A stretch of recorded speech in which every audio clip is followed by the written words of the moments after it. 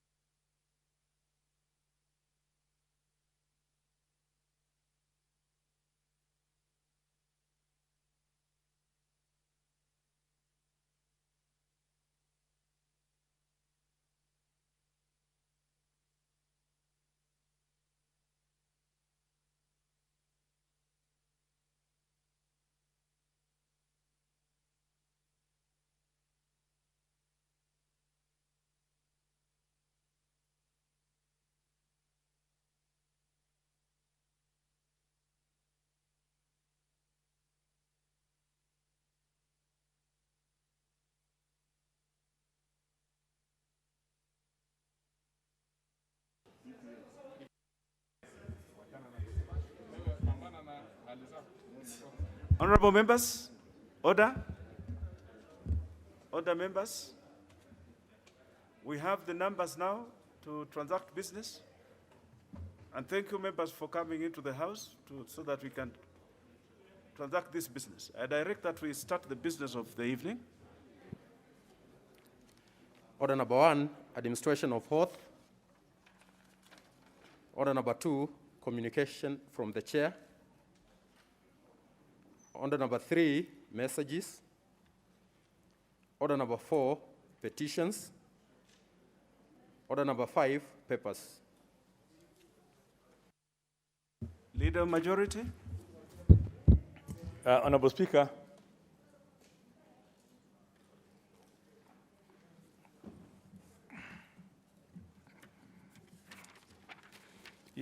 I beg to lay the following papers on the table of the House today, Tuesday, March the 9th, 2021, in the evening sitting. Number 1, amendment to the financial year 2020-2021 supplementary estimates number 1 from the National Treasury. Number 2, the reports of the Auditor General and financial statement in respect of the following institutions for the year ended 30th of June 2019 and the certificates therein. The National Sports Fund. B, the Political Parties Fund. Number C, the Center for Mathematics, Science, and Technology Education in Africa.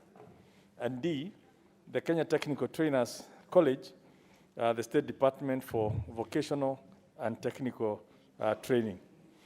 Honorable Speaker, I just want to draw your attention to the fact that the Departmental Committee on Budget and Appropriation has already been looking at the supplementary estimates. Then there were some additional amendments that ordinarily would have been transacted within the Budget Committee. But because of, in the interest of transparency and full disclosure, we opted to have them tabled in the House so that as they go to the departmental committee, the budget committee, not the department, the budget committee, then the chairs of the various departmental committees can now liaise with the chair of budget and process the matter within the budget committee, because it's unlikely that the same will then go back to the individual departmental committees. So just that we don't, just to disclose that fact, so that people don't wonder why we're tabling here. It's for abundance of caution and for total transparency in terms of that there are some additional amendments, and the various chairs can then liaise with the budget committee and see how they will sort it out in the sittings from tomorrow. Thank you, Honorable Speaker. Very well, the Honorable Kimunya. Well done. Next order.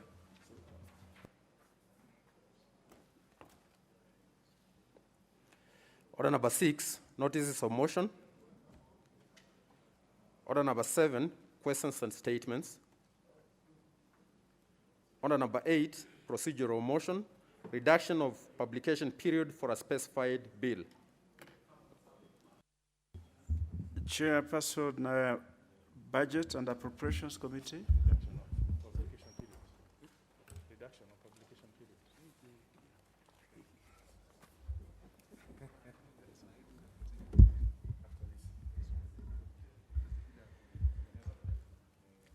Honorable Speaker, I beg to move that notwithstanding the provisions of Standing Order 120, this House resolves to reduce the publication period of the Division of Revenue Bill, National Assembly Bill number 7 of 2021 from 7 days to 1 day. I beg to move. Honorable Speaker, the reason that we are doing this without, of course, anticipating the recess that we will proceed to, Honorable Speaker, would really want to process the Division of Revenue Bill before we proceed for the short recess. So basically that is the reason as to why we would want to shorten that period. Thank you. Who is seconding? I request the leader of the majority whip to second. The Honorable Wangwe. Thank you, Honorable Speaker. Honorable Speaker, I beg to second. Thank you. Honorable members.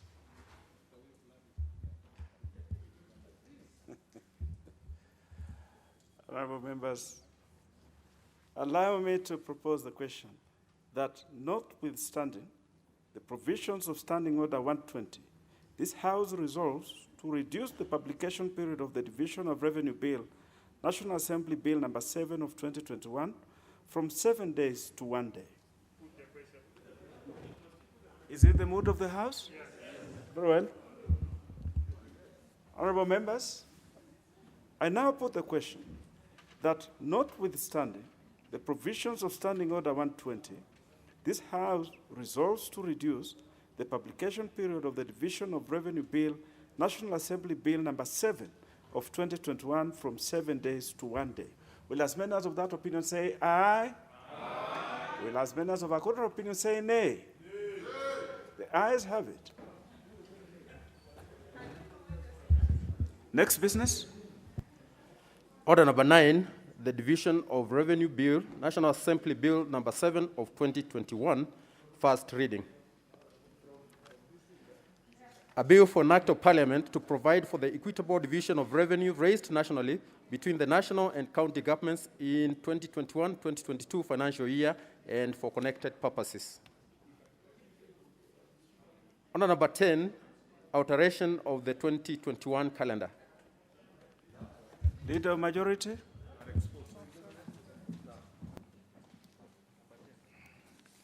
Honorable Speaker, I beg to move that, pursuant to the provisions of Standing Order number 28, Section 4, this House resolves to alter its calendar, the 2021 regular sessions, by varying the period of the short recess with respect to the first part of the session, so that, A, the short recess commences on Friday, the 12th of March 2021, and ends on Monday, 22nd of March 2021, and B, the House resumes on Tuesday 23rd of March 2021 to continue with the first part of the session.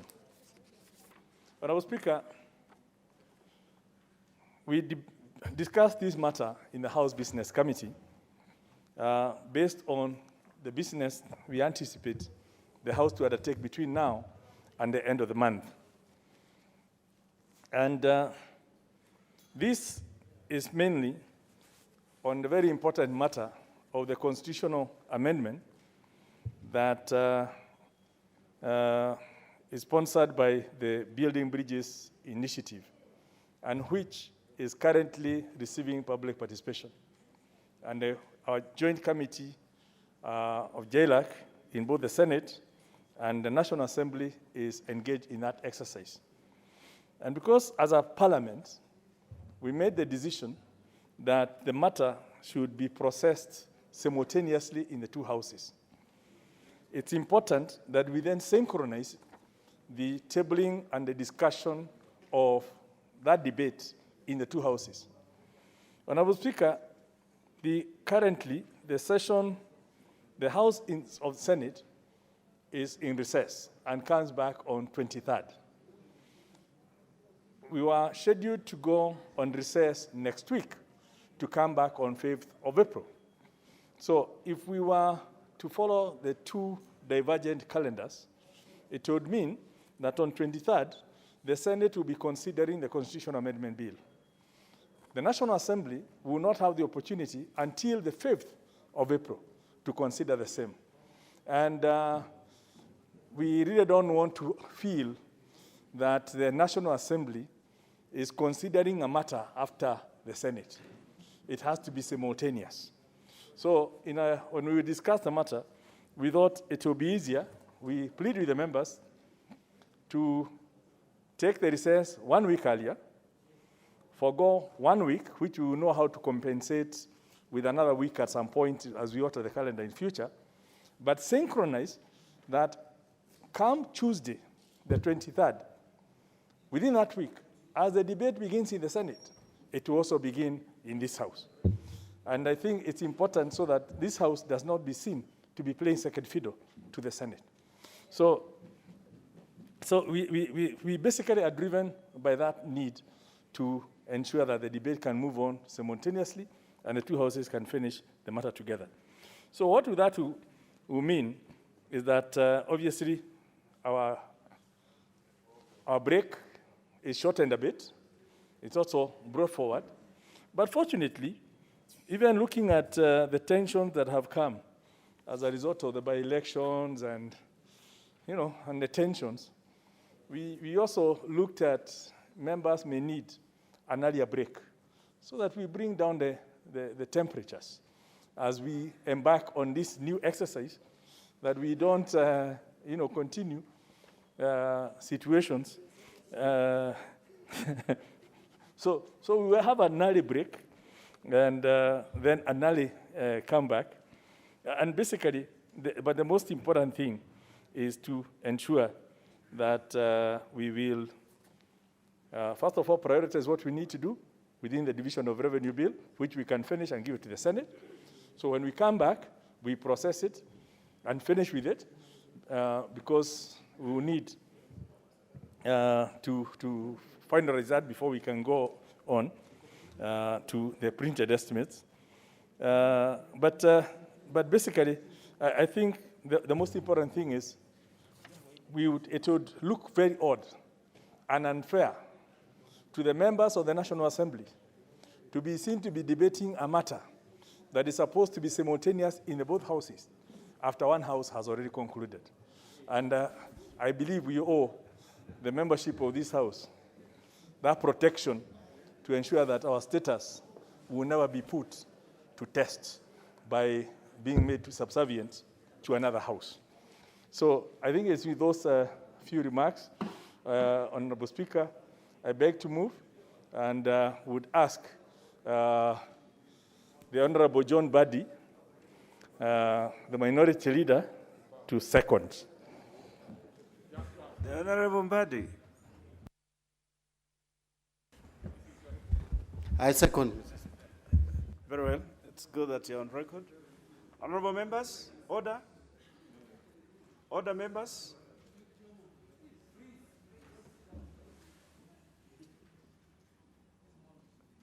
I propose the question that pursuant to the provisions of Standing Order 28, subsection 4, this House resolves to alter its calendar 2021 regular sessions by varying the period of the short recess with respect to the first part of the session so that A, the short recess commences on Friday, 12th March 2021 and ends on Monday, 22nd March 2021, and B, the House resumes on Tuesday, 23rd March 2021 to continue with the first part of the session.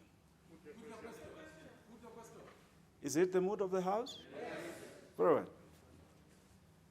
I now put the question that pursuant to the provisions of Standing Order 28, subsection 4, this House resolves to alter its calendar 2021 regular sessions by varying the period of the short recess with respect to the first part of the session so that A, the short recess commences on Friday, 12th March 2021 and ends on Monday, 22nd March 2021, and B, the House resumes on Tuesday,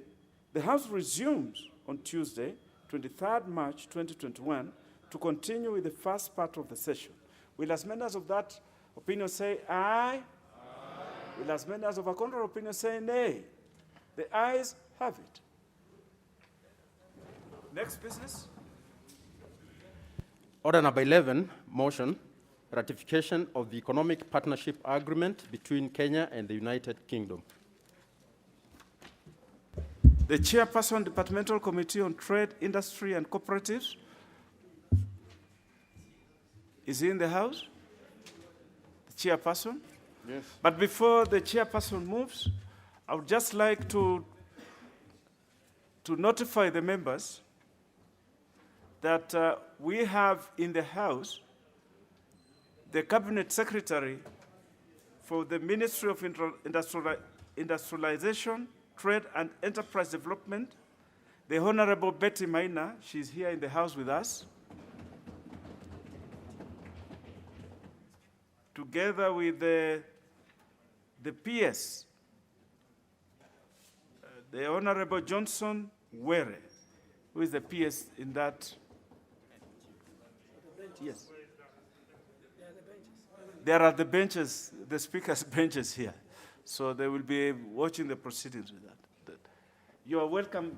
I want to extend a warm welcome to them, to the House, to observe the proceedings and enjoy the warmth of the House. Chairperson? Thank you, Honorable Speaker. Honorable Speaker, I beg to move the motion in amended form pursuant to Standing Order 48. Honorable Speaker, you remember this business was stood down, and now we bring it in an amended form pursuant to Standing Order 48. The Chairperson, Chairperson? Yes. Just move the motion as it is, then you can say all those others. That this House adopts the report of the Departmental Committee on Trade, Industry and Cooperatives, including addendum to the report on its consideration of the Economic Partnership Agreement, EPA, between the Republic of Kenya, a member of the East African Community of one part, and the United Kingdom of Great Britain and Northern Ireland of the other part, laid on the table of the House on February 18, 2021, including the addendum laid on the table of the House on March 9, 2021, and pursuant to the provisions of Section 8.4 of the Treaty Making and Ratification Act 2012, approves the ratification of the Economic Partnership Agreement, EPA, between the Republic of Kenya, a member of the East African Community of the one part, and the United Kingdom of Great Britain and Northern Ireland of the other part, and resolves that the Cabinet Secretary for Industrialization or any other cabinet secretary under whom the Kenya-UK EPA is domiciled annually submits to the National Assembly a progress report on the implementation of the Kenya-UK EPA, and B, an economic impact assessment report outlining the gains, losses, and developments arising from the implementation of the Kenya-UK EPA. Honorable Speaker, as I said earlier, that we have managed to bring all the amendments and wanted to move this report in its amended form. The reason, Honorable Speaker, that we have arrived at the resolution that we did is because this EPA, Honorable Speaker, I want to speak to the importance that the Kenya-UK EPA has placed on the agricultural sector, Honorable Speaker, as well as many other areas of our economy, Honorable Speaker. Article 7 of Annex 1 of the agreement, Honorable Speaker, and the discussion starts by giving duty-free and quota-free access to the Kenyan agricultural goods produced, and quota-free, duty-free access to UK market. Honorable Speaker, as is the case with other products, except arms, Honorable Speaker. On the other hand, Honorable Speaker, this agreement under Article 7 of the Annex 2D, Honorable Speaker, subjects UK agricultural products being exported to Kenya to customs duties, Honorable Speaker. That is the big difference. Honorable Speaker, the country stands to gain from this arrangement. In other words, the agreement excludes agricultural products from liberalization, Honorable Speaker. And we are going to present the list, and even in the body of the report, you will find there's the sensitive list of products that cannot be liberalized and therefore will attract levies. Honorable Speaker, it is important to point out that agricultural products that are excluded from liberalization, to mention but a few of them, Honorable Speaker. Honorable Speaker, items that are excluded from liberalization include meat and meat products. We have dairy products. We have honey. We have flowers. Just hold on. The Honorable Kaluma, beans and just hold on. Speaker. Chair Fred, just hold on. The Honorable Kaluma. I thank you, Speaker. Speaker, the idea of moving is that the House is made to fully understand. The Chair should go deeper than telling us this will not be liberalized, to tell us what is the effect of that. The Honorable because Kaluma, if you use those terms, we don't understand you. The Honorable And we may Kaluma, oppose the thing not knowing what you mean. the Honorable Kaluma, you are jumping the gun and you are interrupting the chairman. Honorable Allow Speaker, him to move. Honorable Speaker, Proceed, Chair. thank you for protecting me, Honorable Speaker. So those were the list. We are going to come also to the economic impact of this agreement, Honorable Speaker. If Honorable Kaluma just be patient a little bit, Honorable Speaker. Mr. Speaker, in recognition of the fact that agriculture is the backbone of our country, an extensive coverage of the sector for purposes of ensuring cooperation leads to agricultural sector development, Honorable Speaker. Section 57, Article 57 includes crops and livestock, Honorable Speaker. I wish for a moment observe that objects of these agreements are aligned to Kenya's policy and agricultural development and as well as food security, Honorable Speaker, under Article 58. Honorable Speaker, I just want to pick one of it, which is to foster cooperation between the parties with a view to creating wealth and improving the quality of life, Honorable Speaker. Assistant with Kenya Strategy for Agricultural Development, the agreement under discussion in Article 60 and 70, Honorable Speaker. I'm just sampling some of the key areas for the benefit of the understanding of our members, Honorable Speaker. That Article 60 to 70 embraces and advocates for cooperation that contributes towards realization of the objective above. Among the key areas including the following: regional integration, Article 60, formulation of enabling policies, Article 62, sustainable agriculture development, Article 63, Honorable Speaker, food and nutrition security, Article 64, value chain management aimed at strengthening value, Honorable Speaker. Honorable Speaker, then we go to the economic impact, Honorable Speaker, and the economic benefits. Mr. Speaker,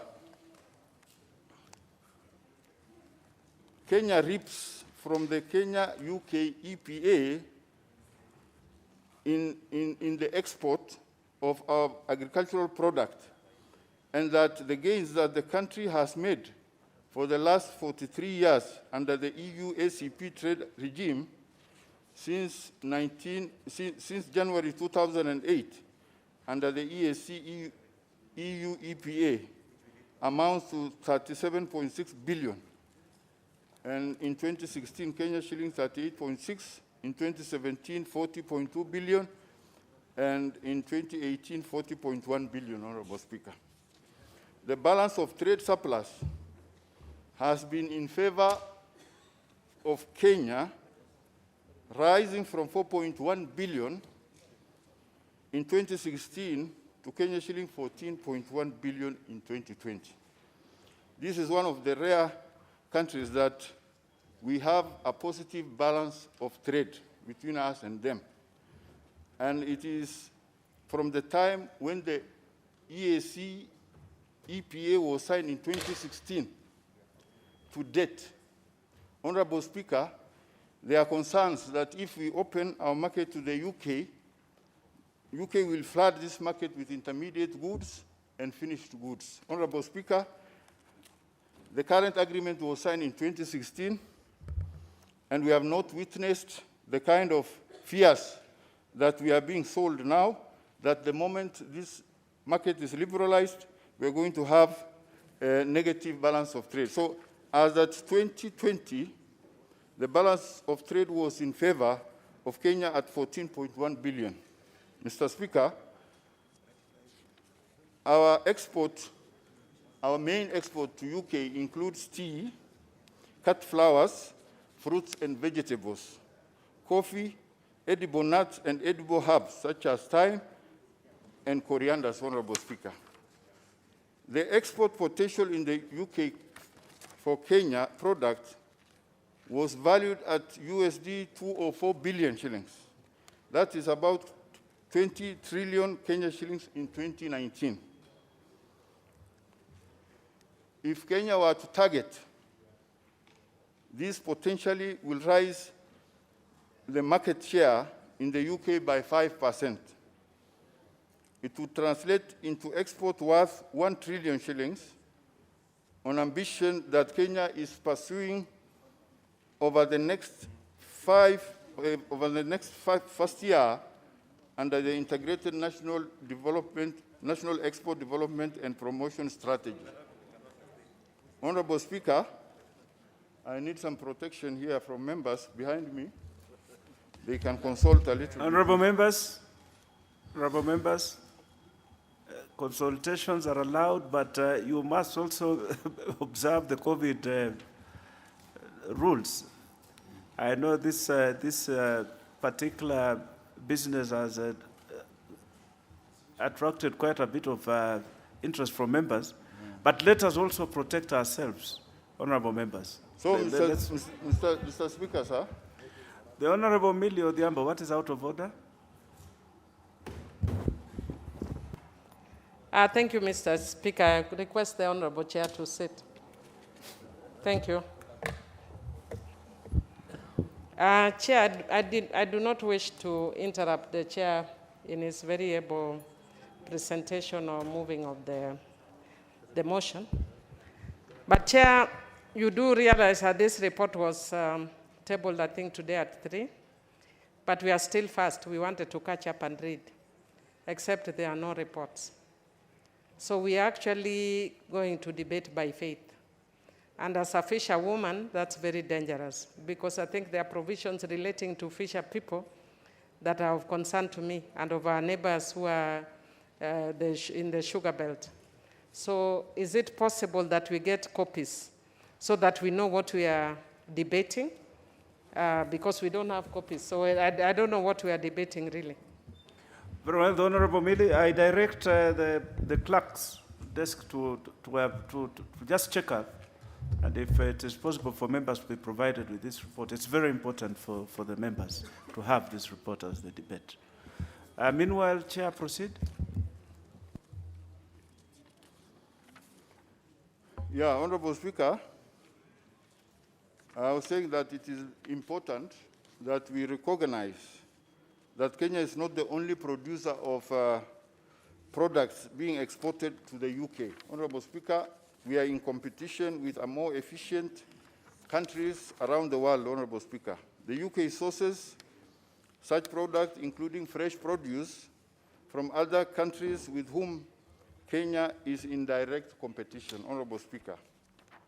And therefore, this agreement is very important for our farmers, Honorable Speaker, to be able to get their wares produce to UK market, duty-free, quota-free access, and limited access to the UK market, Honorable Speaker. It is therefore apparent that the Kenya-UK EPA will not only benefit our farmers, but also largely shield our economy from losing the over 40 billion market share in the UK, Honorable Speaker. Honorable Speaker, in addition to the economic benefit which will result from this EPA, this agreement will be also an engine for realization of Kenya's industrialization agenda, Honorable Speaker. This is going to be one of the key aspects that will actually The Honorable Pukose, hold on, Chair. industrialization. Just hold on. The Honorable Pukose, what is out of order? Thank you, Speaker. I didn't want to interrupt the mover, but considering that we don't have the moving notes, I would request that when he gives us what Kenya is going to benefit, can he also tell us what is it that the UK is bringing in so that we can be, because he's just continuing on one side of the story. Can he give us the other side? Because we don't have anything we can refer, Honorable Speaker. The Honorable Pukose, I direct that we allow the mover to finish his business. And if you have any issues, then you'll be able to you'll be able to contribute. And I have been made to understand that this particular report has been uploaded on the website, so members can access it from their desktops.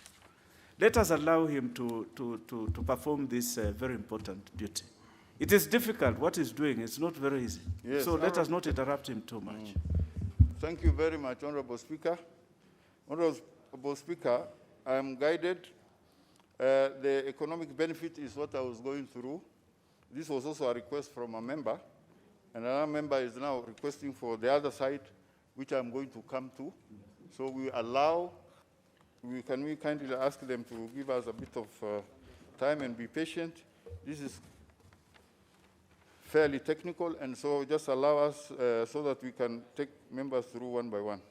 Honorable Speaker, it is therefore, we were to the point where we were saying that in addition to the economic benefit resulting from this EPA, this agreement will be the engine for realization of Kenya's industrial agenda.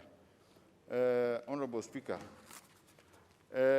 Article 54B of the Kenya-UK EPA affords Kenya the opportunity to protect infant industry, Honorable Speaker. This is from the public participation. A lot of concerns were raised on the fact that our infant industries may suffer. Honorable Speaker, Article 50B is very clear on the protection of infant industry that may be producing any of the products that are subject to liberalization under Annex 2A to Annex 2C that may be posing threat to an infant industry, Honorable Speaker. Honorable Speaker, we have the protection for a period of 10 years from the date of entry into force of the agreement, Honorable Speaker. Under Article 50D, in the event the desired outcome of protection of the infant industry will not have been realized over the possible 15 years from entry into force of the agreement, further similar protection can be pursued after a break of 1 year from expiry of the 15th year, Honorable Speaker. These are the facts that are contained in the agreement, Honorable Speaker.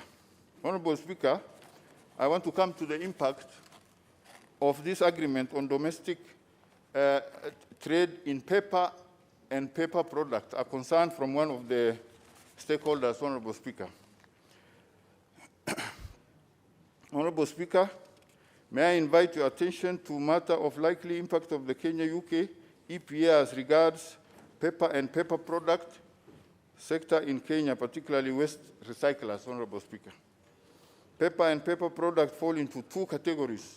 One, paper that EAC had already classified as raw material in the annexes given. Two, paper which is a finished product and on which duty applies upon entry into the country.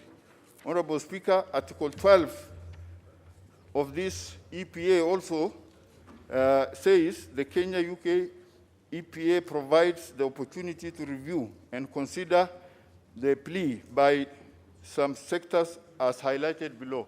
And I quote, Honorable Speaker, in order to preserve the prospect of the wider African regional integration process, the parties may decide in the EPA Council to modify the level of customs duties stipulated in Annexes 2A, 2B, and 2C, which may be applied to a product originating in the UK upon its importation into the EAC partner states.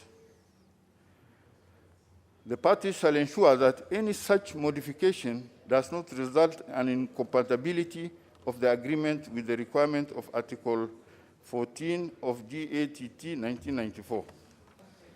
Honorable Speaker, in conclusion, because of, I think a lot of the information has already been given. Honorable Speaker, the signing of the Kenya-UK EPA is the best thing, in my view, that has happened to Kenya. Honorable Speaker, the agreement comes at a time when our economy has had a thorough beating from the global pandemic. Honorable Speaker, agriculture. Allow the chair an extra 2 minutes so that he can conclude. This is, in my view, this is an extraordinary situation that calls for an extraordinary intervention, Honorable Speaker. Therefore, among the raft of measures the government has put in place to breathe some life into our economy, Honorable Speaker, is the signing of this EPA. And we must laud the government of Kenya, despite all the challenges they have had in terms of the other EAC members failing to come along to be able to negotiate together as a bloc. They found it fit to move ahead. And this step was very necessary because Kenya is a different state of development, what is called lower middle income economy. Unlike Uganda, Tanzania, and the rest of EAC, who enjoy the privileges of being least development countries, and under an arrangement called everything but arms, they are able to export their goods to EU and UK duty-free, quota-free. So, Honorable Speaker, the only thing I wanted to clear, maybe 2 minutes, is the issue which was raised by a lot of stakeholders.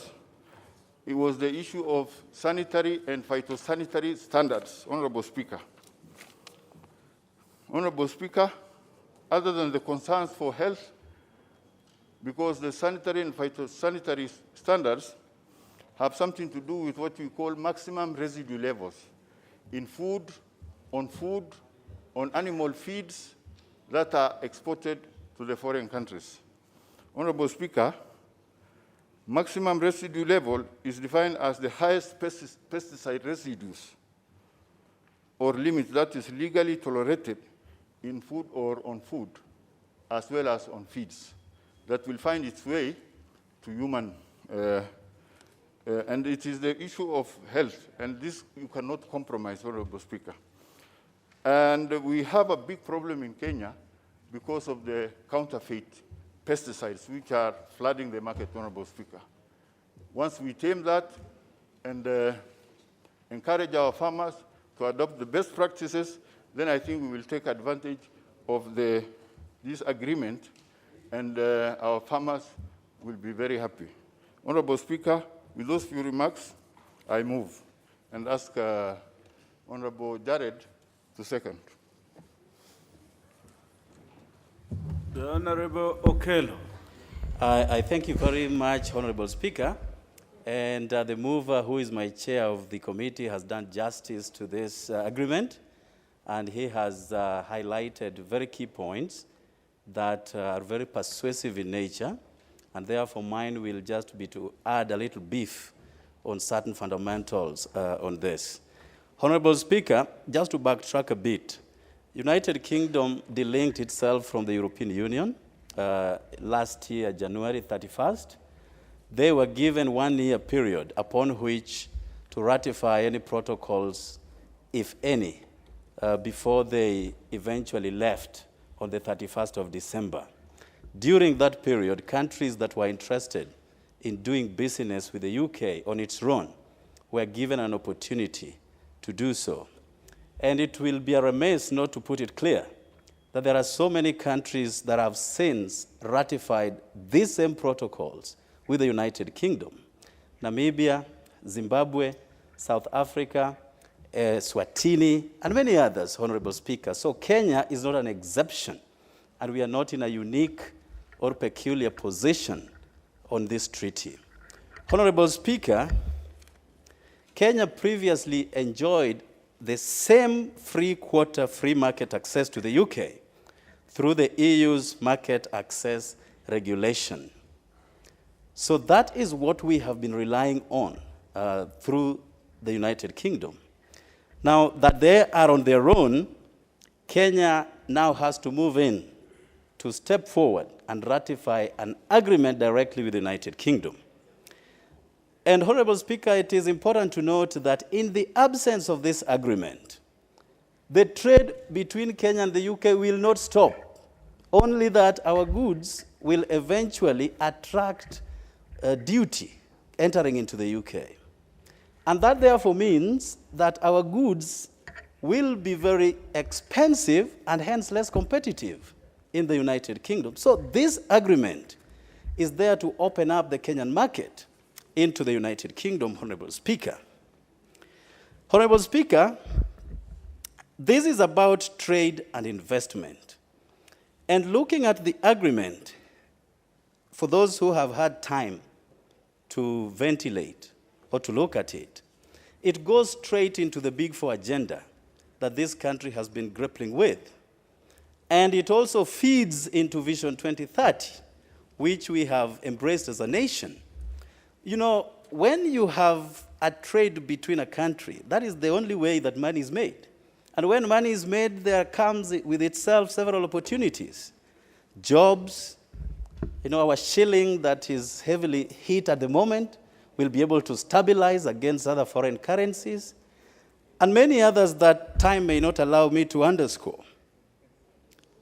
Kenya, unlike our neighbors within the East African community, is considered a developing country. Our neighbors, with due respect to them, are still considered least developed nations. And therefore, the treatment that Kenya gets while in this particular trade is different from our neighbors. Our neighbors enjoy certain preferential treatments because they are least developed. Our neighbors, at the same time, enjoy free market access to the EU in general, just because of that position that they are in. But Kenya, being considered what it is as a developing nation, must move forward to ratify this agreement so that we can trade quota-free, duty-free with the United Kingdom, Honorable Speaker. Several bodies presented their petitions in the course of making this agreement, and no one was left out. And you know, our Constitution pays credence to public participation as an integral part of any process, legislative agenda, or any treaty-making process. So we had so many people who appeared either through the ministry before it came to this committee, and those that approached this committee when the Speaker did make a ruling that the committee was to be seized of this matter. And it is important to note that the public, the civil society, I thought I have 10 minutes, Honorable Speaker. It's 5. I will kindly ask you to allow me to put this into perspective, because some of us... I'll allow you an extra 3 minutes, the Honorable Kelvin. I thank you, Honorable Speaker. So many people presented their petitions, and it is important also to note that this treaty does not undermine any East African Community Protocol or the African Continental Free Trade Area, Free Trade Agreement. It actually complements those. And, Honorable Speaker, the negotiations involved several stakeholders. And it is important that this House is seized of this matter, that the Attorney General's representative was present all through to look at the legalese and to also protect the interest of the Kenyan business community. So we are not operating from the blues. This process involved those who play a key role in persuading the UK, and the UK persuading Kenya to enter into this kind of agreement. And again, no clause undermines the World Trade Organization's treaty, which is called World Trade Facilitation Rules. The duty-free that Kenya will enjoy, in retrospect, the UK will not enjoy. If UK brings in products into Kenya, they will attract taxation ranging from 10% to 100%, Honorable Speaker. And the wisdom behind this was to help protect the vulnerable business enterprises within this country, Honorable Speaker. And you know, when countries such as the UK operate on a big economic pie, they can, prefer subsidies, which we cannot because of our smaller GDP. So it is important to note that when these goods that may be competitive in the Kenyan market will be here, they will be much more in terms of pricing than what we have in this country, and hence, our products will still be as competitive as they are at the moment, Honorable Speaker. My chair has ably said that Kenya's trade variations with the UK was at a 15 billion advantage, hence a balanced trade with the UK. And if we allow ourselves to enter into this, which hence creates an opportunity for more products to enter into the UK, we are going to enjoy a bigger balance of trade than what we received the year 2020, Honorable Speaker. And our projection would be about 50 billion in the first 2 years, over and above what Kenya takes to the UK at the moment. There will be a tribunal to check on full implementation to avoid any abuse of the clauses. And it is important that this House is seized of this information, that there is a window of exit after 1 year. If this does not work for us, we will divorce in the next 1 year. And there is also a clause that says after every 5 years, we will be subjected to amendments of this particular agreement, Honorable Speaker. So Kenya previously enjoyed the same duty-free, and that is what we would want carried forward into this new agreement, Honorable Speaker. Questions have been raised about how our industries will be safeguarded, and that is also what my chair did allude to, the 7 and 12 years moratorium before absolute liberalization is preferred. And this will help Kenya kickstart its ailing economy after COVID, Honorable Speaker. Every Kenyan will tell you that we have been hard hit by COVID, and the intervening areas going forward would be to have such agreements that allow Kenyan goods to be sold into the US. The Honorable Okello, yes, you need to second. Before I do that, just one thing. It will create jobs, prevent volatility on Kenyan currency, and avoid disruption in the global supply chains. The Honorable Okello, give him the mic. This is very important. And therefore, I second, Honorable Speaker. Very well. Thank you.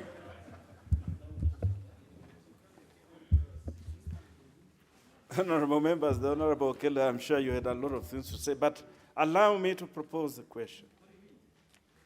That this House adopts the report of the Departmental Committee on Trade, Industry and Cooperatives, including the addendum to the report on its consideration of the Economic Partnership Agreement, EPA, between the Republic of Kenya, a member of the East African Community of the one part, and the United Kingdom of Great Britain and Northern Ireland of the other part, laid on the table of the House on February 18th, 2021, including the addendum laid on the table of the House on March 9th, 2021, and pursuant to the provisions of Section 8, Subsection 4 of the Treaty Making and Ratification Act 2012, approves the ratification of the Economic Partnership Agreement, EPA, between the Republic of Kenya, a member of the East African Community of the one part, and the United Kingdom of Great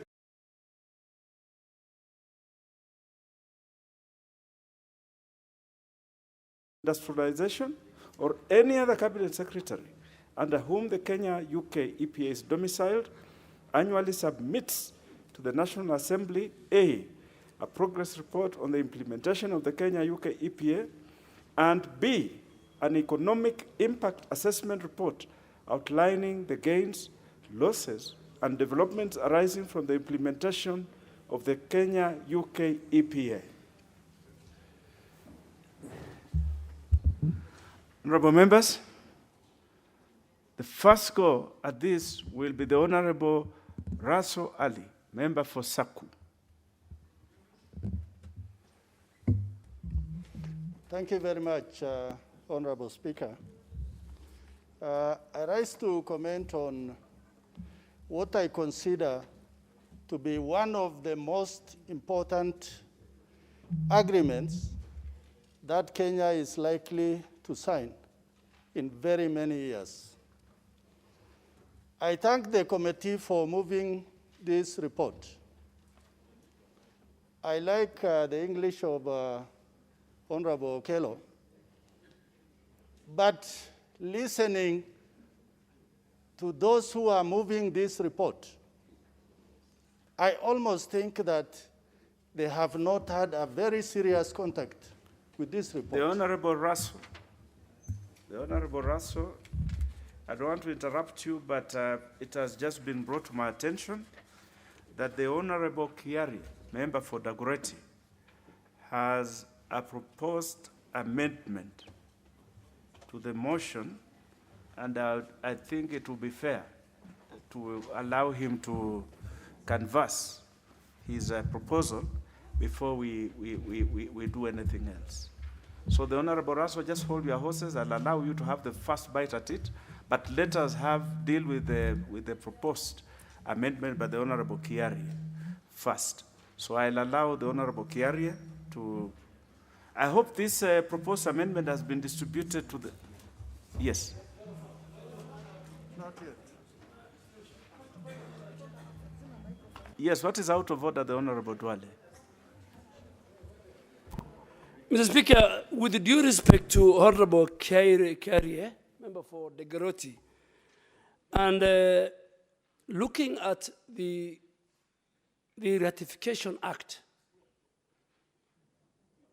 the only place, Mr. Speaker, and I'll quote, Section 8, subsection 4 of the Ratification Act only says the National Assembly may approve ratification of a treaty with or without reservations. So, and it's not the first time this House, since 2013, is either approving a ratification. Mr. Speaker, my bone of contention is that the House does not have the powers. The Honorable Dwale, Let me finish, Mr. Speaker, if you allow me. I'll not allow you. What you're saying is finds a lot of currency with me sometimes. But let's not cut off the Honorable Kiarie feet before he even attempts to run, because this proposed amendment has been approved by the Speaker. But I will allow you to say what you're saying after he moves his proposal. Yes, I will allow you. Yes. Mr. Speaker, our own standing orders provide that you can stand at any time to raise a matter of constitutionality and procedure and standing order. So I want you to rule on reading section 8, subsection 4, so that we use the time available, and we have only 1 hour, efficiently, whether fast. The Honorable Dwale. I am on a point of order, so you can't be on a point of order. Yes, the Honorable Dwale, if you had listened to me, let us allow the Honorable Member just move, because the Speaker has approved. Then you can raise all this that you are saying, and we shall deal with it. So the Honorable Kiarie, proceed. Thank you very much, Mr. Speaker. And I do agree that the House is very limited in what it can do in ratifying a treaty, Mr. Speaker. However, I am not seeking to amend the treaty, Mr. Speaker.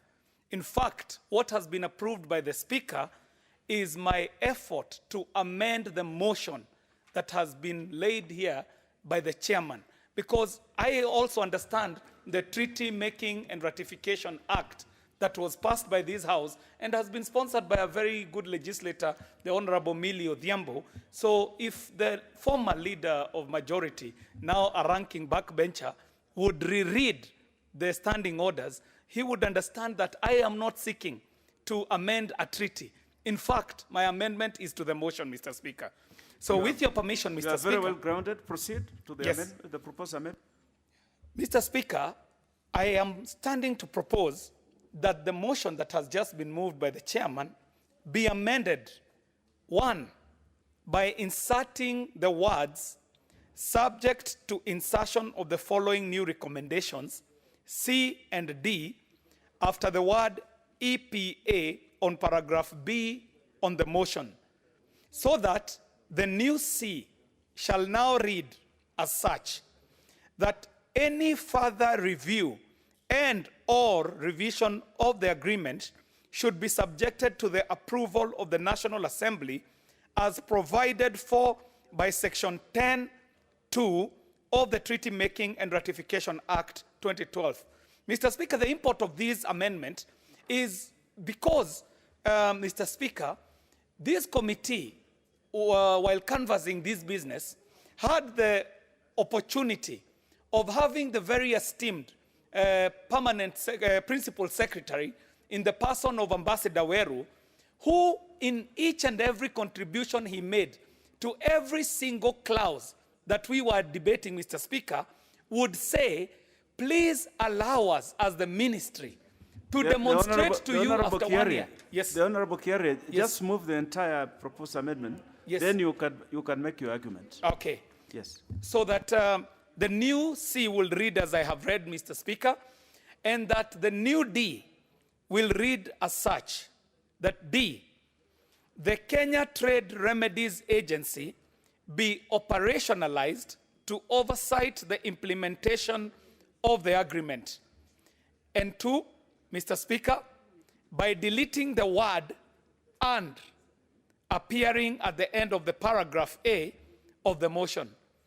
Mr. Speaker, as I was saying, the import of my first amendment, in addition of this item C is the fact that even as this was being covered as the committee, Mr. Speaker, with each and every question that was raised for the clauses that talk of the benefits, the very able Ambassador Weru kept saying to the committee that kindly Parliament, give me a year to demonstrate to you how this treaty is going to be useful to this country. Mr. Speaker, the House shall need a reporting mechanism on the implementation of this treaty as we go on, Mr. Speaker. So much so that if there would be any need for any change, any review, any amendment, then that amendment becomes part of the treaty. It becomes part of what has been ratified. And for it to be ratified, it becomes part of the laws of Kenya.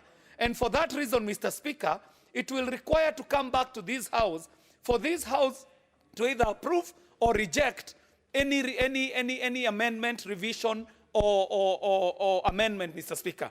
Mr. Speaker, the second one is the fact that there is a schedule of items, Mr. Speaker, that will be benefiting from this tax-free trade, Mr. Speaker. So much so that we shall be opening up our borders, Mr. Speaker, and for us to be careful that there is no injury that shall be imparted on our Kenyan economy, or our traders, or our businessmen, or of our farmers. We shall need a body that shall be the go-to body, Mr. Speaker, to check on these items and the fact that there could be injury, Mr. Speaker. And to my mind, this agency should be the Kenya Trade Remedies Agency, and that's why we are seeking for the operationalization of the same. It is very clear to my mind, Mr. Speaker, that it is in two parts, Mr. Speaker. One, the Honorable Kiaria, you need to move. You don't have the whole day, man. The Honorable Kiaria. Mr. Speaker, I'll conclude in a minute, Mr. Speaker, that for us to be able to do this, we shall need to be able to operationalize the Kenya Trade Remedies Agency, and for us to be able to do this is in two parts, Mr. Speaker. This Parliament that appropriates monies will need to appropriate enough monies to ensure that this agency is operational. On the part of government, Mr. Speaker, they shall need to get the right expertise to equip them and give them the capacity for them to be the watchdog on these matters. Kiaria. So, Mr. Speaker, I do move for these amendments, Mr. Speaker, to the motion on the ratification of the Economic Partnership Agreement between Kenya and the United Kingdom. Thank you very much, Mr. Speaker. Who is your seconder? Mr. Speaker, I do call upon the Honorable Nominee 001, Honorable Sankok, to second. Proceed, the Honorable Sangok. Thank you very much, Honorable Speaker, and it has been moved very well by Honorable KJ. Therefore, I will second. Honorable members, allow me to propose the question that the motion be amended by inserting the words subject to insertion of the following new recommendations C and D after the word EPA on paragraph B on the motion. C, any further review and or revision of the agreement should be subjected to the approval of the National Assembly as provided for by Section 10, subsection 2 of the Treaty Making and Ratification Act 2012, and D, the Kenya Trade Remedies Agency be operationalized to oversight the implementation of the agreement, and 2, deleting the word "and" appearing at the end of paragraph A of the motion as proposed by the Honorable John Kiaria, MP. There's nothing out of order. We have just made a proposal. And the first go is the leader of majority. Yeah, thank you. Thank you, Honorable Speaker. Honorable members, you know the rules of the House. The leader of majority always has priority. If he has, he gets it. The Honorable Chieng, he is contributing on the proposed amendment by the Honorable Kiaria. Exactly. Honorable Speaker, I think we still need to take some members for induction. Yes, the Honorable Duale. You will have an opportunity immediately after the leader of majority speaks. Yeah. Honorable Speaker. Proceed, the Honorable Leader of Honorable Majority. Speaker. Honorable Speaker, rather than going through the technicalities, let me start by just opposing this amendment. Because if Honorable Kerry, and I know he's a good scholar, he reads, if he had read the report, he would actually be seeing the same thing he's proposing are already included in the report. You know, the first thing that comes from within this motion we are passing, A, there will be a progress report on the implementation. Isn't that what he's asking for? The same act, the same treaty, that the ratification treaty, yeah, the act calls for, if you make any further changes, you must come to Parliament. So we are basically repeating what's already provided for. This is a time-wasting exercise, perhaps born out of ignorance in terms of what the law says, perhaps, not exactly adding any value. And when we even come and start saying a certain agency be operationalized and be given the power to oversee this, who is this agency overseeing this except Parliament? We already said this, the Cabinet Secretary will be reporting to Parliament. So which is this other agency? If in the reorganization of government, this agency is killed, who are we going to hold accountable? So once the Parliament has said that the Cabinet Secretary in charge of industrialization will be reporting to Parliament, it is not up to us to start micromanaging within the ministry and looking for some agency where we have some interests to start saying they should be operationalized, right? So I believe this is out of mischief, and much as I really have a lot of respect for Honorable Kerry, I think it's something that as a House, we should just reject in total and move back to the agreement so that we don't waste time on sideshows where we have a major agreement to consider. And our farmers are waiting for us to consider. Our traders are waiting for us to consider. And all we are doing here is trying to create work for some agencies. The Honorable Leader. Honorable Speaker, I wish to object. I need to oppose this amendment, and I ask the House to oppose this amendment. The Honorable Dwale. Mr. Speaker, this is a House of Rules. Mr. Speaker, I want to take you yourself, our Speaker, to Section 9 of the Act, and of the Treaty Act, and I want to read for you. This House has only 3 functions, only 3, and you cannot do anything outside. If you do anything outside, it's illegal.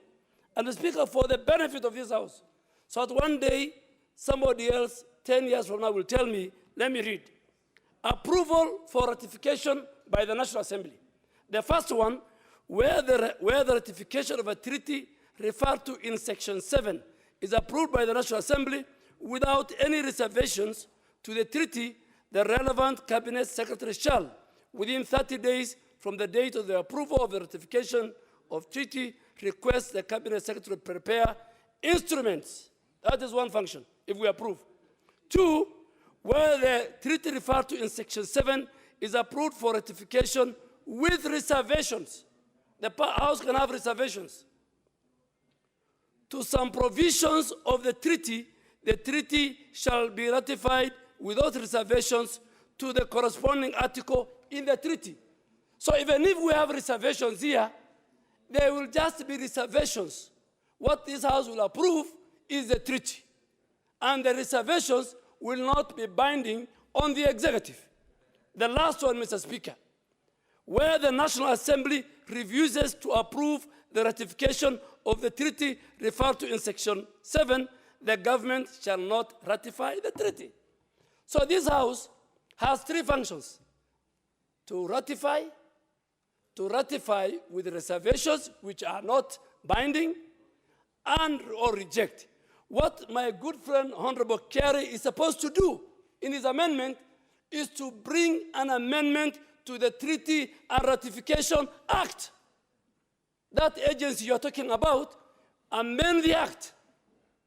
All those you are bringing, amend the Act. But as we sit here, the ratification Treaty Ratification Act, Mr. Speaker, does not give this House any leeway. And Mr. Speaker, those who served in the 11th Parliament, myself and Honorable Bandi and Honorable Millie, who originated this, we knew this House should need to relook at the Act. But as of tonight, we have only 3 options, Mr. Speaker. And in fact, the legal department of this House, who prepared this amendment, Mr. Speaker, embarrassed the Speaker in approving it. They should have rejected it on the basis of Section 9 of the Act, Mr. Speaker. And that's why, Mr. Speaker, I was raising the constitutionality of this amendment. So, Mr. Speaker, let us not waste a lot of time. If you read Section 9, please call this amendment of my good friend. I will sit with him. Even me, as Honorable Duale, why I'm sitting here tonight, I want part of my contribution is to amend the Act. I'm forwarding that. But Mr. Speaker, right now, let us debate this Act. The House has 3 functions. I rest my case, and that's my submission. Very well. The Honorable Chiang. Mr. Speaker, I really respect Honorable Kiarie, but what is before us, Mr. Speaker, is amending a motion. Where did we start amending bills using motions? Because he's saying what should happen anyway, that in case the agreement we're going to pass tonight or disapprove tonight is reviewed, it's a new agreement. They must bring it back anyhow. So you cannot say that you're going to bring it back. Number 2, Mr. Speaker, the Kenya Trade Remedies Act was sponsored by me in this parliament. And it's not part of his role to oversight how trade agreements are implemented. And so we'll be creating a new role for a law, for a body is created by law using a motion. It's just not legal. It's never done. Mr. Speaker, so much as the amendments proposed are in good faith and are meant to make the process work, the argument before us today has so many other bodies that oversight it apart from Parliament. So you cannot appropriate only one institution. Mr. Speaker, these amendments will exactly be illegal if you were to allow them to go ahead because they'll be nugatory. They'll be useless in their net effect. Thank you, Mr. Speaker. Honorable members, I think allow me to put the question on this.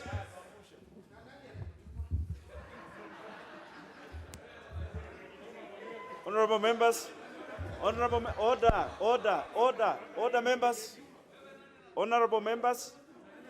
I think, honorable members, we must be charitable to the Honorable Kiarie. He has done his legislative duty and he has gone through this and he has found it fit to bring it before the House for the consideration of the House. So we must be charitable to him and encourage him. But allow me to put the question on this, that the motion be amended by inserting the words subject to insertion of the following new recommendations C and D after the word EPA on paragraph B on the motion. Any further review and or revision of the agreement should be subjected to the approval of the National Assembly as provided for by Section 10(2) of the Treaty Making and Ratification Act 2012, and D, the Kenya Trade Remedies Agency be operationalized to oversight the implementation of the agreement, deleting the word "and" appearing at the end of paragraph A of the motion as proposed by the Honorable John Kiarie.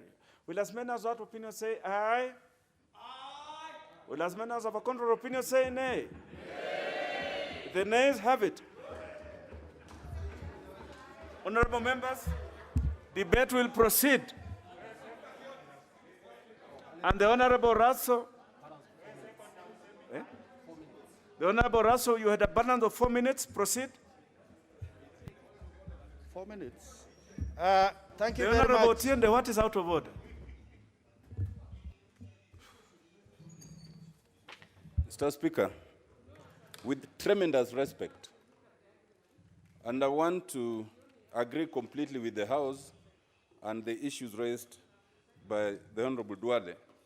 But, Mr. Speaker, I want your guidance on this, because the motion as framed itself appears to infringe those very rules. If you look carefully, and the Honorable Duale read Section 9, but I invite the House to read Section 8.4 and Section 8.5. It appears to me, Mr. Speaker, that for whatever reason, our role in this House is to approve the treaty as presented. If you add anything else, then it can only be a reservation. And that reservation must then be part of the treaty.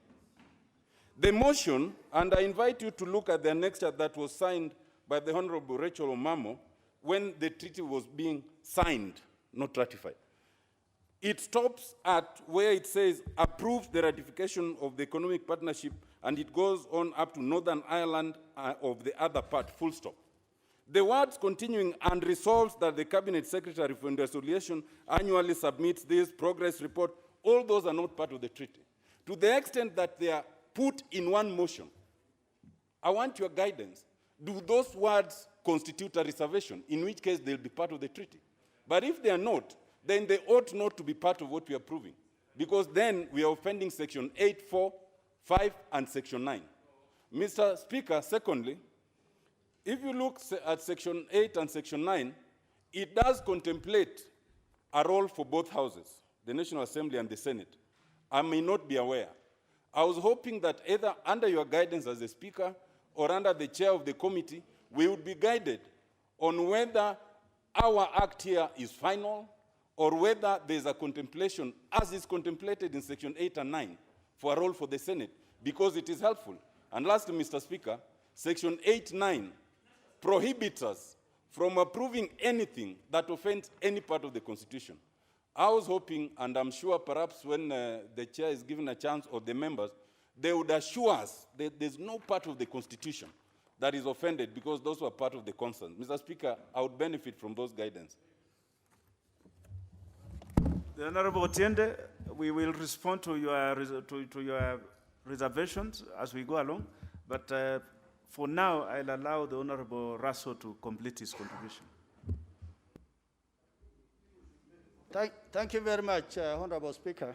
Honorable Speaker, as I started to contribute on this particular report, I think the two honorable gentlemen who are chair and a member of that committee, they appeared for me as salesmen for this particular report, as opposed to giving this House the benefit of the positive and the negative aspect of this motion.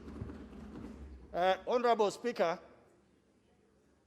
this report is before us because the UK left the EU. It is as a result of Brexit. It is not the UK wanted or Kenya wanted. The circumstances are ripe for Kenya to be approached, trade with us. I think the question for us, what is in it for Kenya? Does it meet Kenya's strategic and national interest in terms of doing bilateral trade with the UK? Honorable Speaker, we are members of the East African Community. We are members of COMESA.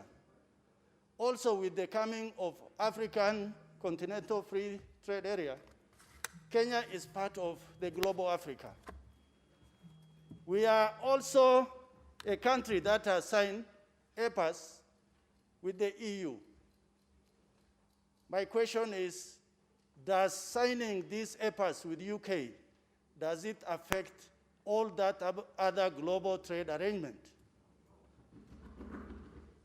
Mr. Speaker, we are members of WTO.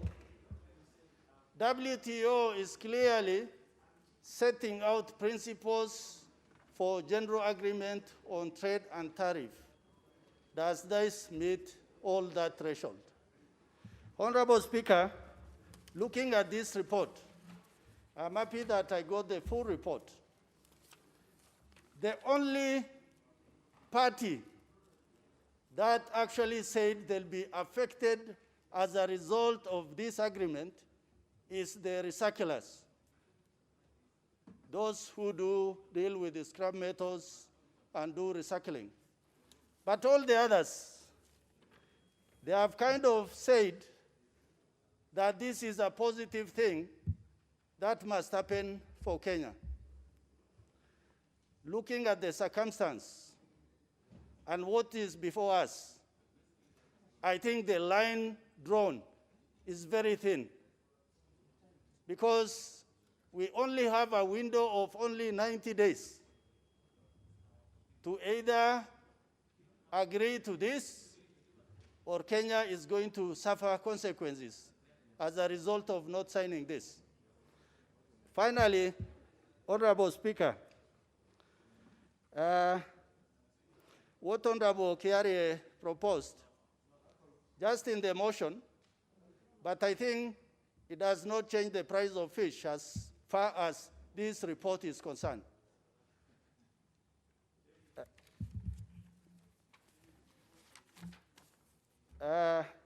Honorable Speaker, in this report, it's about agriculture. Agriculture is the backbone of our economy. But going forward, we have been trading with UK for hundreds of years. But what they must begin to allow is value addition of our agriculture, if that particular sector of our economy must grow. Finally, it is about competitiveness. Kenya is competitive to an extent. But if we are going to trade with UK one-on-one, let it not affect other standing arrangements with those other institutions. Thank you, Honorable Speaker. The Honorable Dwale. Thank you, Mr. Speaker. Mr. Speaker, I am here tonight because I read this report, I read the addendum, and I prepared. Mr. Speaker, I will deal with the three issues. One, Kenya-UK trade relations and this proposed EPA.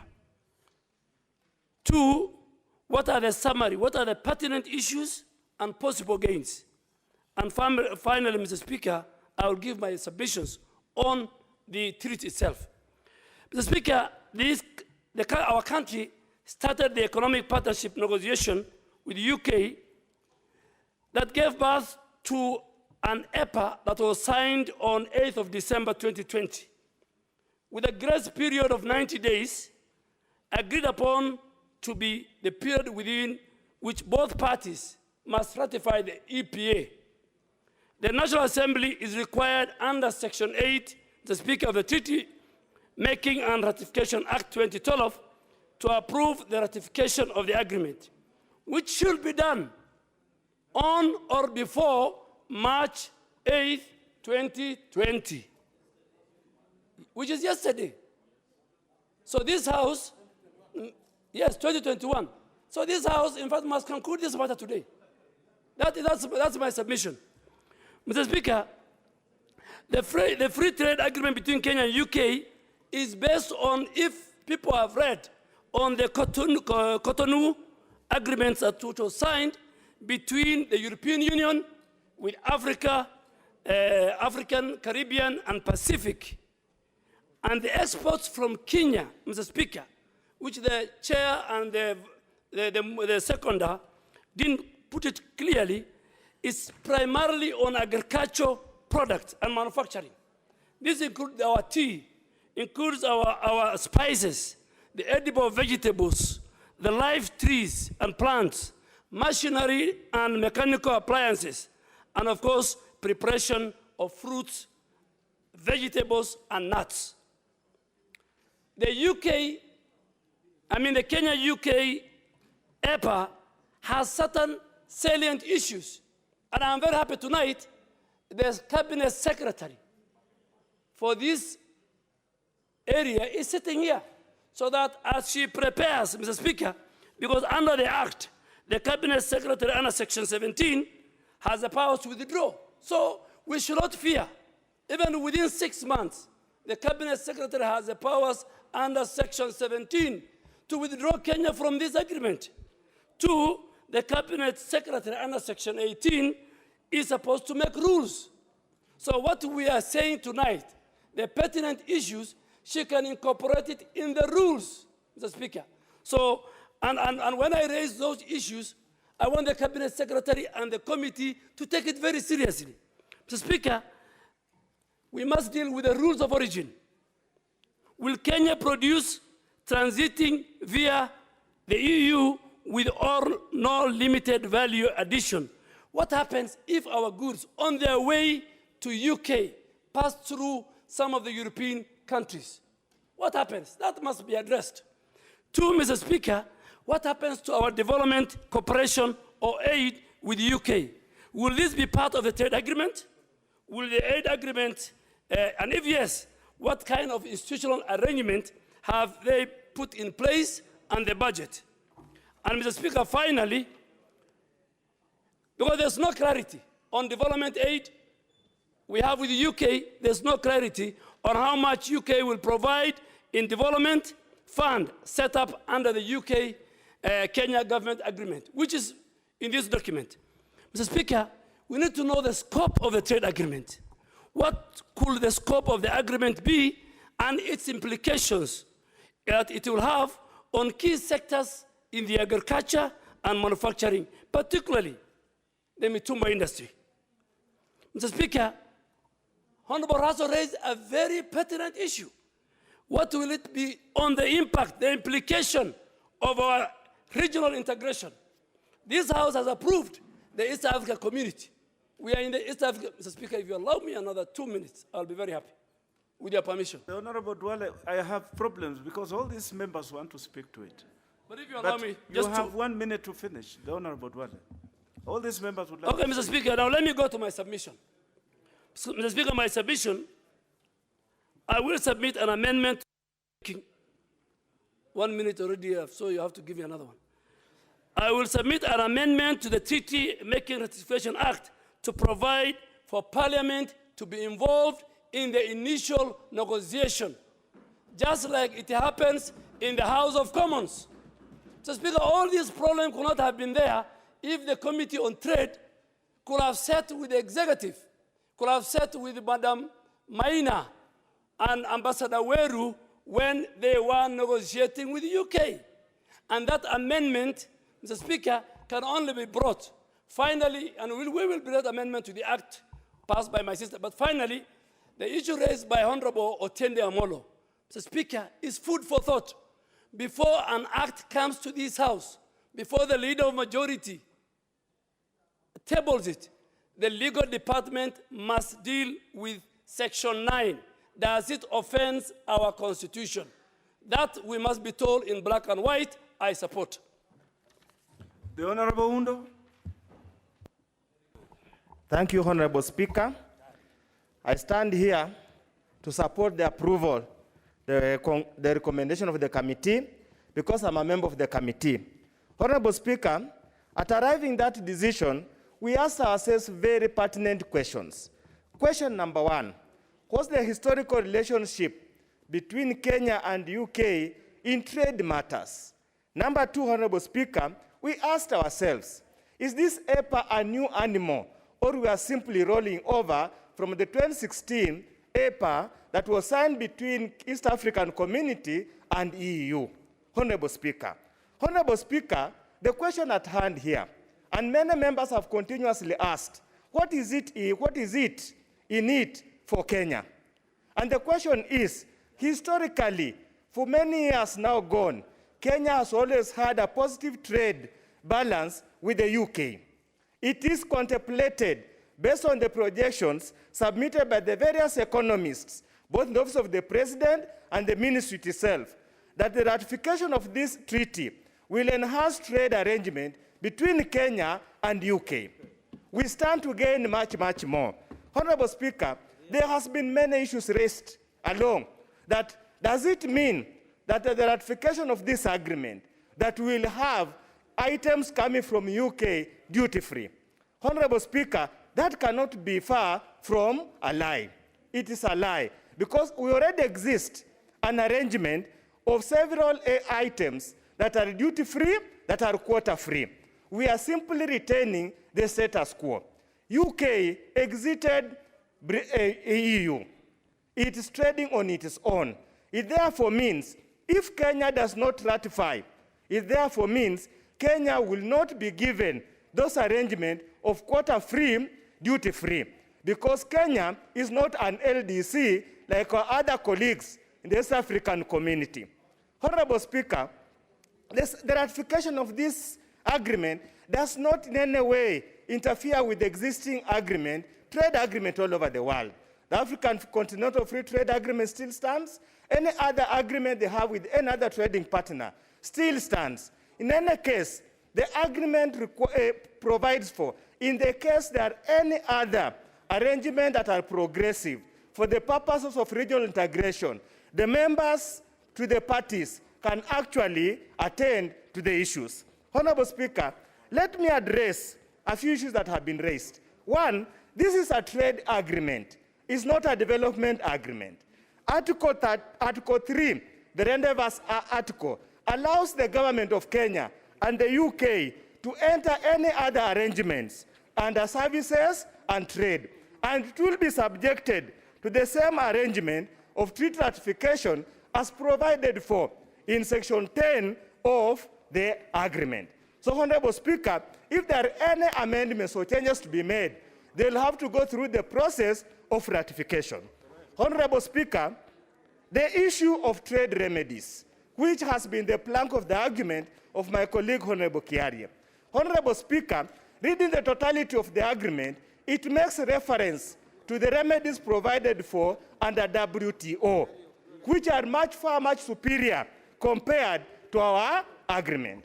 In any case, Honorable Speaker, this agreement provides that we protect the nascent industries in this country.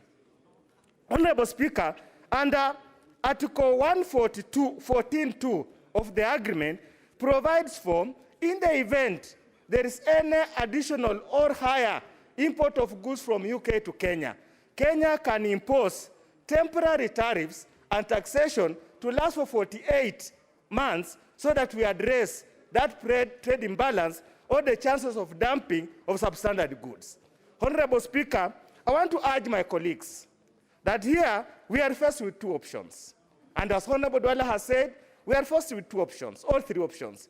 We either approve, we refuse, or we approve with reservations. Honorable Speaker, as a committee, we have gone through that agreement by a toothpick. We have checked every single item and want to assure the House that the drafting, the text, and everything is for the benefit members, of the people of Kenya. Just hold on, the Honorable Undo. Honorable members, as you debate this, I would like you to remember that even as you debate this, that this is something that has timelines. We have to complete it tonight and either approve it or reject it tonight. So I would like to ask those members who are walking away to also remember that we have a mandate to this country to deal with this matter. The Honorable Undo, proceed. Honorable Speaker, questions have been raised on the issue of reporting. Under Section 15 and 16 of the Treaty Making and Ratification Act provides for reporting.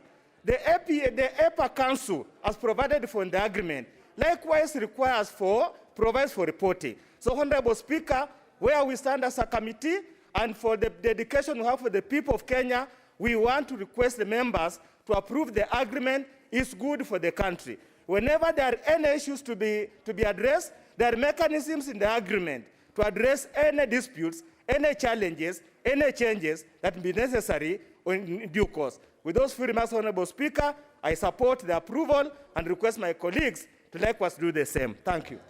The Honorable Millie Odhiambo.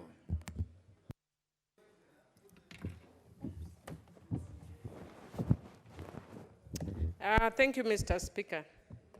Mr. Speaker, I wish to say at the onset that I will abstain. I will neither vote yes nor no. Not because of the content of the treaty, but, Mr. Speaker, because if you look at the report, and I want to thank the leader of the majority and even the chairman, that they've given us a documentation that we are trying to catch up with in the shortest time. But when you look at the volume that actually has the treaty is volume 2, which I don't have. But having said that, I would want to say part of the reasons that I'm saying that I'll not vote yes or no, I'll abstain, it's because I represent very specific interests in the House. I represent women's interests, as usual, and children. And since I had my brothers who came with persons with disabilities, but I also very strongly represent the interests of fishermen. The Honorable Millie. Yes. Just do the right thing. Which is? The mask. Oh.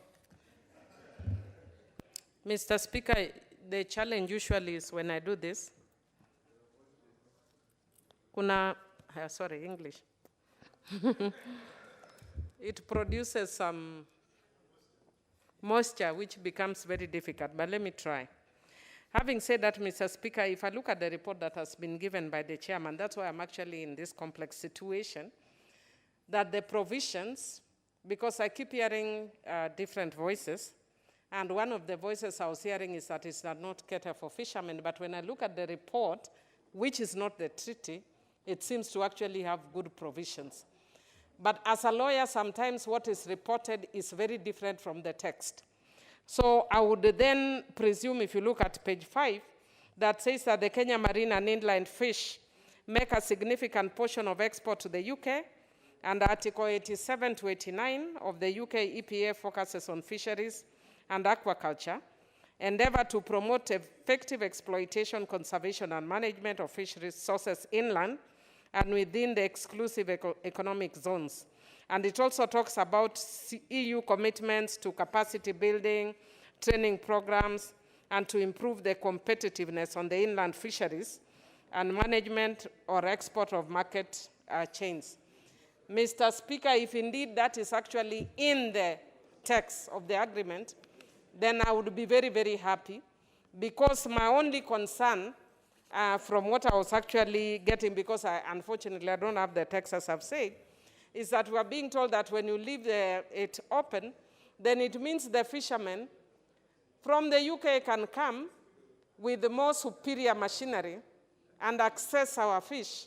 And as we will be going with what we call in Kijaluo Olou. What is Olou, Honorable Tiende, in English? What is Olou? A hook.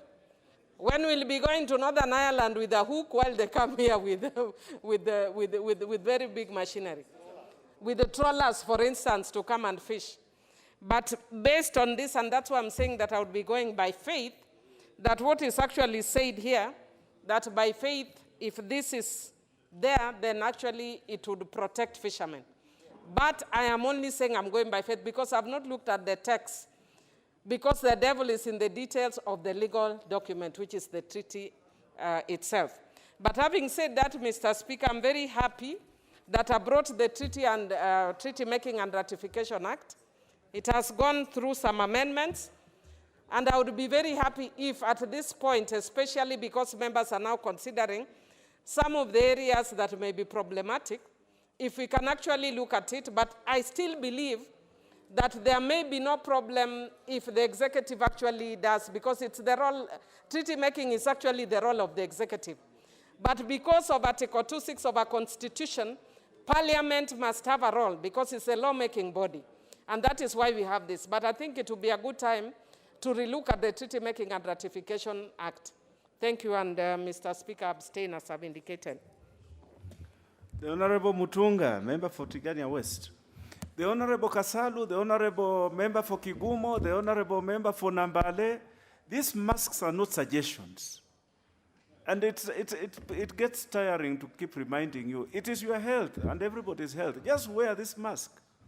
Why is it so difficult? The Honorable Dr. Mutunga, proceed. Thank you, Honorable Speaker, and I hope you, my time will be a little bit, you'll give me another minute because you started by giving this. Honorable Speaker, I stand to support this report. Honorable Speaker, I've taken time to look at the report, and I would like to, first of all, ease the tension in the House by creating some level of comfort to the members. First and foremost, Honorable Speaker, this EPA is not any different from the EU, the EAC-EU partnership, economic partnership agreement. It is not different, it is more or less the same. That is probably why it took a short time to debate, or rather to negotiate. Honorable Speaker, I would like to specifically point out a few issues that we need to be aware of. One of them is, what is it doing for us as Kenyans, and what is it doing for the UK? And I will point out exactly the number of items that we are talking about are allowing in our market duty-free upon signing this particular agreement. Honourable Speaker, the number of items that Kenyans will sell in UK are few, and they are all mostly agricultural and very little of what would come from a transformation process. On the other hand, immediately this agreement is signed, UK will have an opportunity to place 1,934 goods, or what we call tariff lines, on the Kenyan market. And Honourable Speaker, I'm aware of the fact that we can argue that we may or not buy from them. We can buy from anywhere else. However, it is important for us to note that immediately after signing, a possibility of 1,904 items can land into our market. Honourable Speaker, 7 years down the line, then we will have another 1,082 items that will be progressively liberalized for a period of about 7 years, so that in 17 years, these items will also be landing on our market duty-free. Honourable Speaker, in 25 you don't years... need to lift up your hands at all. This is in 25 years... Let the Honourable Member for Tigania contribute. Honourable Speaker, in 25 years, we will have an additional 990 items. What am I trying to say? I'm saying that the treaty allows 4,006 items from UK in 25 years to land onto our market duty-free. Having said that, Honourable Speaker, I want to point at a few implications of this particular scenario. One, it is that it is time for Kenya to wake up to the realities of development or realities of development and get better organized to basically compete, to industrialize, to start processing and producing for the market. Honourable Speaker, signing EPAs immediately will lead us into competition. So, based on that, Honourable Speaker, this wake-up call should enable us as a country to embark on transformation. We are doing very little of transformation. What we are selling in UK, Honourable Speaker, are goods that are either only obtained goods, very little of manufactured or processed goods, and a few others. Honourable Speaker, the other issue that is important for us to look at is that it is advantageous if and only if we take this opportunity to position ourselves to compete in terms of the number of goods that we place or number of tariff lines that we place on the UK market. The Honourable Sankok, what is out of order?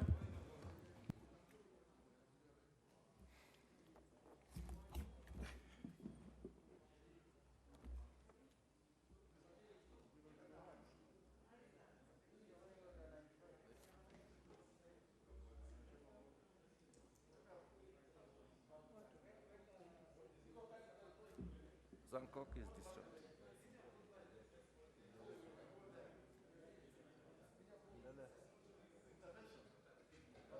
Thank you very much, Honourable Speaker.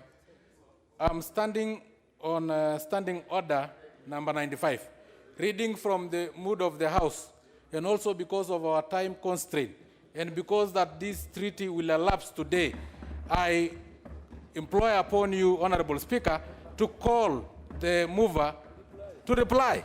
Thank you very much, Honourable Speaker. Honourable members,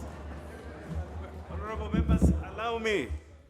The Honourable Sankok, having stood in his place and raised our standing order number 95, that the mover be called upon to reply. Will as many as that opinion say aye? Aye. Will as many as our contrary opinion say nay? The ayes have it.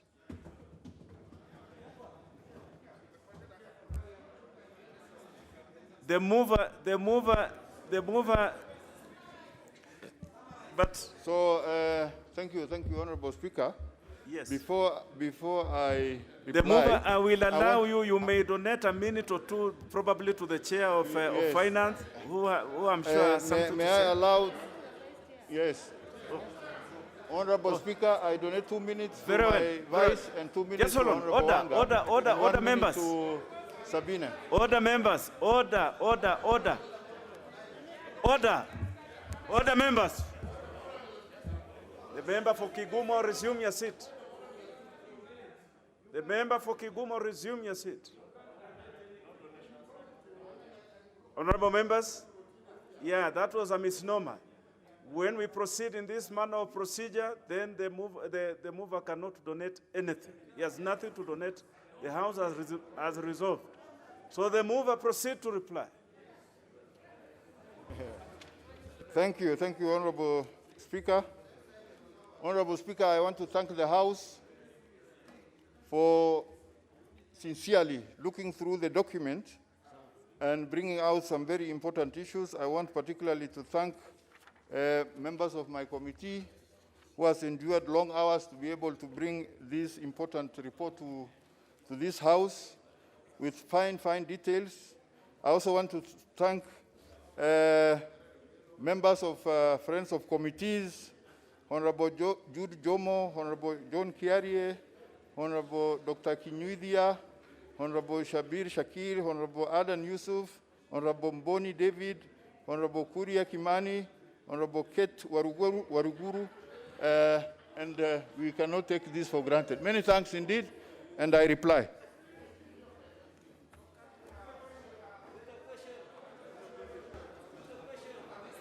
Order, members. Members, order.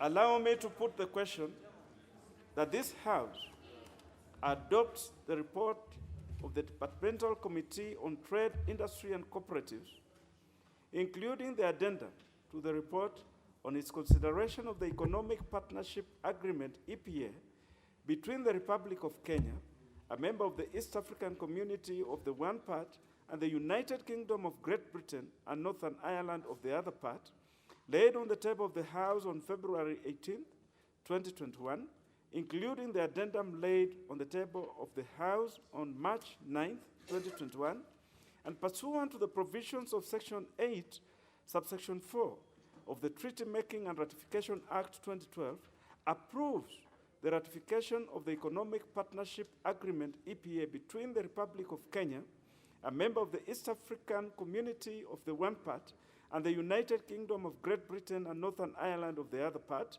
and resolves that the Cabinet Secretary for Industrialization or any other Cabinet Secretary under whom the Kenya-UK EPA is domiciled annually submits to the National Assembly A progress report on the implementation of the Kenya-UK EPA, and B, an economic impact assessment report outlining the gains, losses, and developments arising from the implementation of the Kenya-UK EPA. Will as many as that opinion say aye? Aye. Will as many as of a contrary opinion say nay? The ayes have it. For the convenience of the House, we will not proceed to so we can close to order number 4. Honorable members, the Honorable Kaluma, it is well. Sometimes you don't always have it your way. You let it slide to the other side. Don't worry too much. Yes, what did you want to say, the Honorable Kaluma? Yeah, Mr. Speaker, it was my intention to pass this report, and I'm grateful to the House for the approval because I'd read it. But Mr. Speaker, maybe for our future dealings, may it go on record that such an important treatise should be given proper latitude for debate by the House, more so considering, Mr. Speaker, that the House is not involved in negotiating treaties for the very beginning. This has been a very short and too rushed a time for Parliament to seriously consider a matter of this magnitude. I thank you, Mr. Speaker.